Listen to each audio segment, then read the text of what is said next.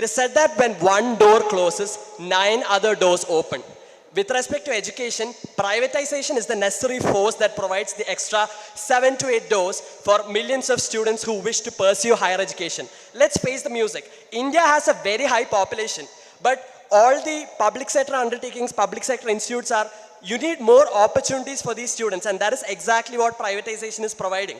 Like you take the examples of IITs and NITs and all such institutes, they have limited number of seats. So what about eminent talented students who wish to pursue similar courses? They don't get opportunities because the private sector is simply unable to provide the necessary opportunities. The government simply doesn't have the capability to meet the GDP requirement for education. And especially after a COVID pandemic, it is extremely difficult for the government to match the educational demands. So privatization is the necessary force that will ensure that the government becomes accountable, the government remains competitive, and provides the necessary force to match the education.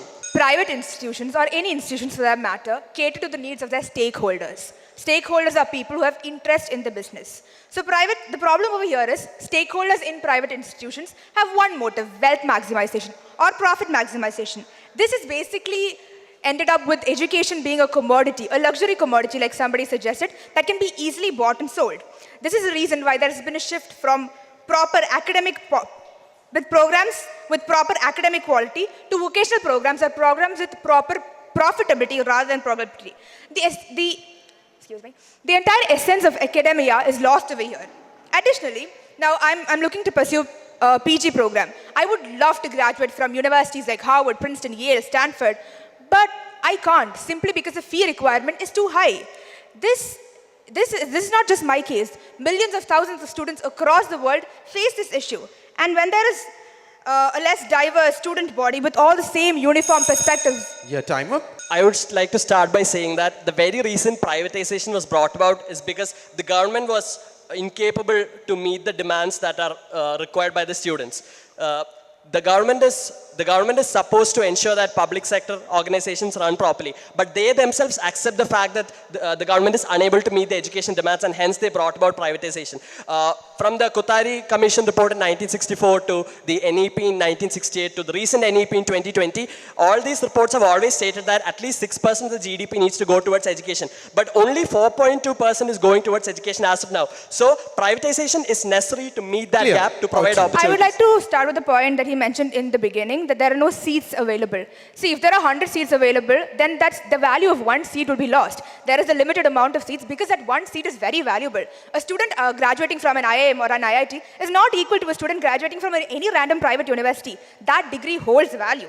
Additionally, we all know that private universities rely on patrons or donations. This is basically a backdoor opening for all kinds of corruption and fraud and malpractices. People who are not deserving. Thank you. Please. Since you talked about IITs and such institute, let's take the example of a student who got AR 2000 in JEE Advanced. That student wishes to pursue computer science from an IIT, but he or she won't be able to because of the limited number of seats and high competition.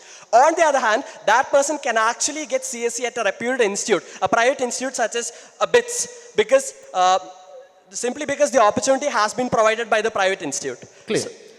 A student does not simply not get an admission into a college because of merit basis. There are a lot of other reasons. I would like to point out over here that private universities do not have a criteria for SC/ST students or disadvantaged people of the sector to perform better, while public universities provide that. In addition to that, I would like to tell you that a lot of researches and surveys that people mentioned over here are all funded by corporate business teams. These corporate business teams, the research is founded by the corporate business teams, will only end up showing that corporate business teams or private universities fare better. Now, thank you. I would like to say that privatization always forces government educational entities to perform better. For example, let's say that a new IIT has been established by the government, and you also have a new private institution. Obviously, people would flock towards the IIT because the brand name IIT it's built upon a lot of trust. But the truth is, because of that, the private institution would be forced to instantly provide better infrastructure and better campuses and better facilities, because that is the only way in which they can topple the public sector. Meraki is a word used to convey that doing something with the soul. When you do something with your soul, when you put your entire heart into it, then you will reap profits. When you talk about a private institution, they're not looking to do a public good. They're not responsible to the public. They're not accountable to the public. They do not need to be transparent to the public. So who are they actually doing it for? Additionally, if you look at any rankings, if public universities are not performing well, how on earth then can consistently be the private universities consistently be ranking top 10 in any Out to ranking you. done? Clear. I would like to state that the topic is, does privatization improve the quality of higher education? The truth is, privatization as a concept, it's not the problem. Just like communism, it's a very good concept, but the people behind it, the management causes the problem. Because if the management is not efficient enough, that would lead to a lot of errors. The thing is, privatization is very necessary in order to manage the gap that occurs. And it is a lot of people flock towards private universities because of the accreditations that they have. However, I would like to convey over here that there is an overinflation of accreditations and universities having those accreditations. There are a lot of universities, private universities, which have accreditations of AMBA, EQUIS, AMBS, and all other things. But that is not all properly accredited. In addition to that, there was a scam last year wherein a private university in India promised, it was a diploma course, they promised 2 years. It's 1 year you'll be...